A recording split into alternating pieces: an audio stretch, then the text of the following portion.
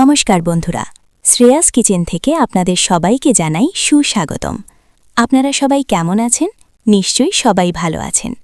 আজকে আমি নিয়ে এসেছি মাছের একটা সুন্দর রেসিপি নিয়ে। আজকের পদটি সকলের কাছে খুব পরিচিত, সিম্পল মাছের ঝোল, কিন্তু একটু অন্যভাবে আমি তৈরি করব এই রেসিপিটা। তো দেখতে থাকুন মাছের এই রেসিপি।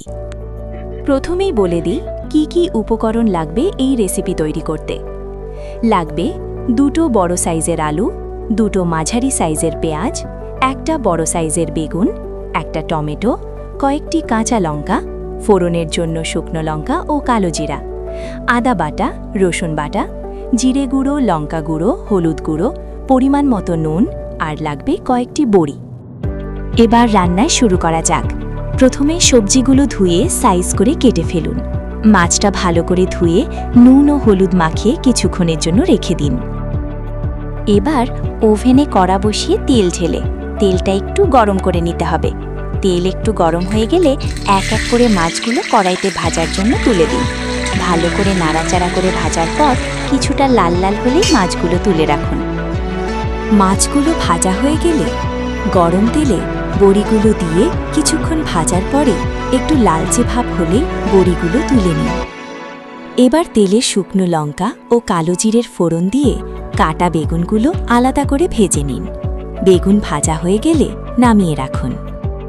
বেগুনগুলো ভাজা হয়ে গেলে এবার আলুগুলো গরম তেলে ভালো করে ভেজে নিতে হবে।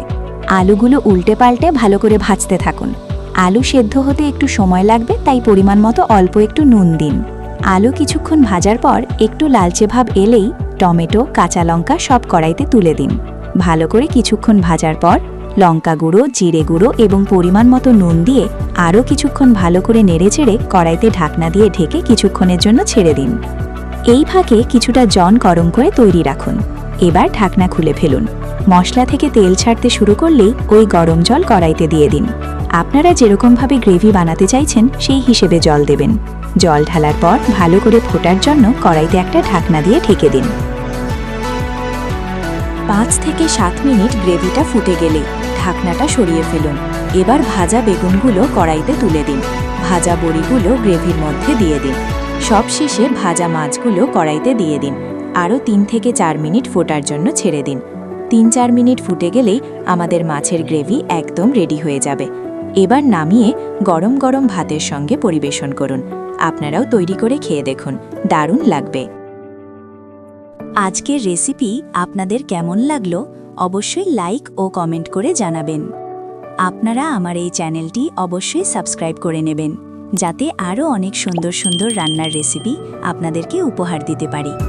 আজকে এই পর্যন্তই। সবাই খুব ভালো থাকবেন। সবাইকে ধন্যবাদ জানাই।